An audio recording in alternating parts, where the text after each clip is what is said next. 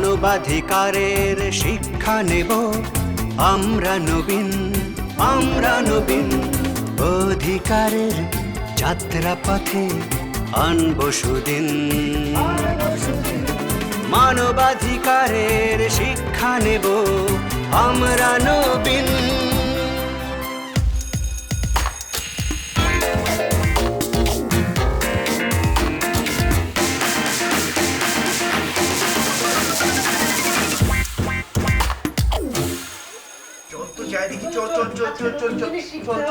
কোথায় গেল মামা?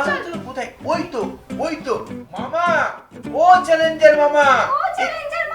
মামায় কিচ্ছু ভালো লাগছে না। মামা, মাথায় একটা শব্দ ঘুরছে বারবার। কোথায় যাব? কার কাছে যাব? কোথায় মিলবে সান্ত্বনা? মামা, ও চ্যালেঞ্জার মামা, ও চ্যালেঞ্জার মামা। কি হয়েছে? কি হলো তোমাদের? খুলে তো বলো। মামা, ও চ্যালেঞ্জার মামা, উড়ে যাই চলো। হ্যাঁ মামা, আমরা জানতে চাই মানবাধিকার কোথায় খুঁজে পাই? মামা, মানবাধিকার কি এটা আমরা জানতে চাই। ও এই কথা। এটা তো খুবই সহজ। হ্যাঁ, মানবাধিকার সহজ কথা বলে আমরা জানি না কেন? কেন মিস্টার পাঞ্চার মামা? সবাই ভাবে আমরা কিচ্ছু জানি না, খালি জ্ঞান করি।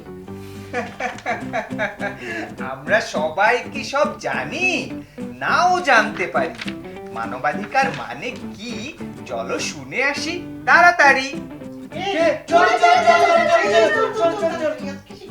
আমার প্রয়োজনগুলোকে আমি যাতে অধিকার হিসেবে পাই, সেক্ষেত্রে জানি অন্য কারো ক্ষতি না হয়, সেইটাই মানবাধিকার আমার মনে হয়। মানবাধিকার বলতে আমরা সাধারণত সেটাই বুঝি যেটা মানুষের অধিকার, একজন মানুষ হওয়ার জন্য যে অধিকার। আর মানবাধিকারটা বেসিক্যালি হচ্ছে গিয়ে যে একটা সৎ এবং সুন্দর মানুষ ভাবে গড়ে ওঠার জন্য তার যে অধিকারগুলো দরকার সেটাই হচ্ছে গিয়ে মানবাধিকার। মানবাধিকার মানুষের মৌলিক অধিকারগুলো যেগুলো খুবই প্রয়োজন মানুষের। একটা মানুষ ওই 5টা মৌলিক অধিকারের বাইরে একটা যদি মিস হয় তাহলে আর তার বেঁচে থাকার জন্য খুবই কষ্টদায়ক। এটাই মানবাধিকার। চ্যালেঞ্জার মামা, এটা কি হলো? মাথাটা কেমন আউলে গেল? একেবারে আউলে গেল। এক একজন এক একটা কথা কেন বললো? কোনো ভয় নাই, চলো মানবাধিকার মানে কি সেটা আমরা জ্ঞানী গুণীদের কাছে শুনতে যাই। চলো।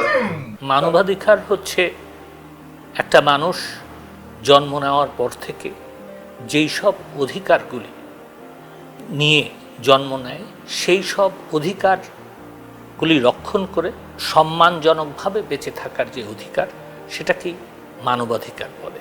আমাদের সংবিধানের 26 অনুচ্ছেদ থেকে শুরু করে 47 অনুচ্ছেদ পর্যন্ত এই মানবাধিকারকে আমাদের জাতির পিতা বঙ্গবন্ধু শেখ মুজিবুর রহমান রক্ষা করে গেছেন এবং এগুলিকে মানুষের মৌলিক অধিকার হিসাবে গণ্য করে গেছেন।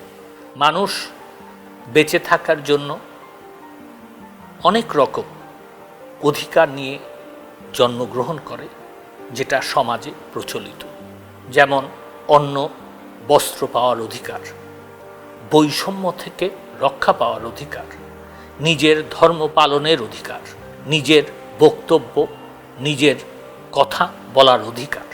এই সবই হচ্ছে মানবাধিকার এবং আমরা এই প্রত্যেকটি মানুষের এই অধিকার রক্ষণ করার জন্য প্রতিজ্ঞাবদ্ধ। মানবাধিকার হচ্ছে জন্ম থেকেই বেঁচে থাকার সম্মানজনক অধিকার, যা কেউ কেড়ে নিতে পারে না।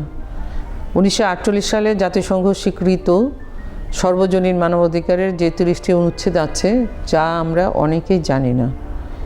জাতি, ধর্ম, বর্ণ নির্বিশেষে নারী, পুরুষ, হিজড়া কোনো ব্যবধানে এটা বিবেচ্য নয়।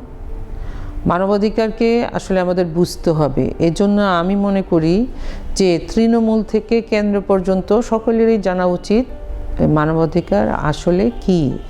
আর আমি মনে করি যেহেতু মানবাধিকার কমিশনের এখনও তৃণমূল পর্যন্ত আমাদের কোনো জনবল নেই, তো আমাদের এই মানবাধিকারকে কারা পরিচিত করবে সবার কাছে, সেই সবাই হলো আমাদের তরুণ প্রজন্ম, আমাদের আগামী, যারা আজকের তরুণ, যারা আজকে কিশোর কিশোরী, তারাই হবে আমাদের মানবাধিকারের ambassador.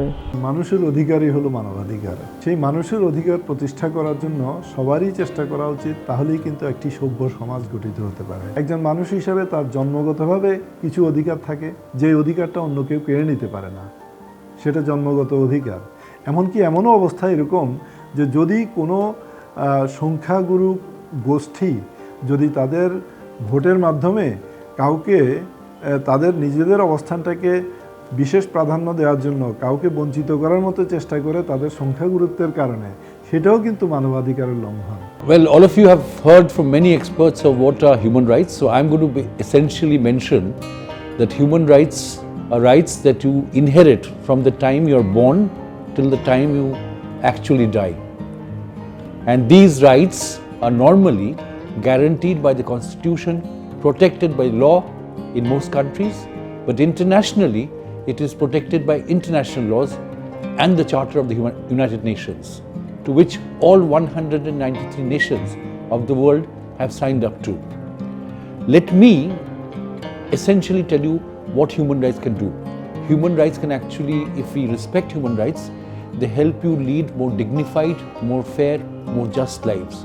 But unfortunately, despite the state being the sole guarantor or the ultimate guarantor of social rights and social justice, it is not practiced equally everywhere. And therefore, it is up to us individually to know what our rights are and to stand up for them, to claim them. In fact, the United Nations actually ensures that this is monitored on a regular basis through different human rights institutions across the globe, so that each one of us know what our rights are, and each one of us can claim our rights, and each of us can defend the rights of every other person when it is being denied to them. মানবাধিকার হলো প্রত্যেক মানুষের বেঁচে থাকার, সম্মানের সহিত, মর্যাদার সহিত বেঁচে থাকার অধিকার। মানবাধিকার আমার কাছে একজন মানুষের সংস্কৃতি, একজন মানুষের চিন্তা, একজন মানুষের ভাষা, তার জীবনধারা, সব কিছু নিয়ে এগিয়ে যাবার অধিকার। মানবাধিকার হলো মানুষের অধিকার। পৃথিবীর যে প্রান্তেই যে মানুষটি জন্মগ্রহণ করুন না কেন, মানুষ হয়ে জন্মানোর জন্যই তিনি কিছু অধিকারের অধিকারী হয়ে থাকেন। এই অধিকারগুলোই তার মানবাধিকার। তার ধর্ম যাই হোক না কেন, তার গোত্র যাই হোক না কেন, ভাষা যাই হোক না কেন, গায়ের বর্ণ যাই হোক না কেন, তার এই অধিকারগুলো কেউ কেড়ে নিতে পারে না। আমরা যখন যেখানে যেভাবেই যে মানুষটি জন্মগ্রহণ করুন না কেন, মানুষ হয়ে জন্মানোর জন্য এই অধিকারগুলো তিনি যে পান, এই অধিকারগুলোকে আমরা সার্বজনীনভাবে মানবাধিকার বলি।